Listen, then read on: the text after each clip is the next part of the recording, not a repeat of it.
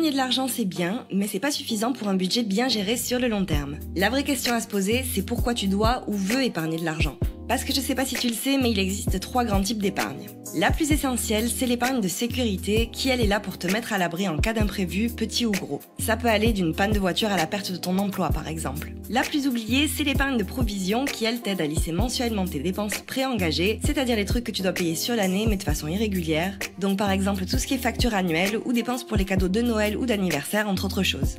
Et la plus connue, c'est l'épargne de projet. Celle qu'on utilise pour les vacances, un gros achat plaisir ou un projet important, mais qui a un caractère plus optionnel. Quand tu mets de l'argent de côté, c'est donc important que tu définisses pourquoi tu dois ou tu veux épargner et que tu donnes un ordre de priorité à tes épargnes.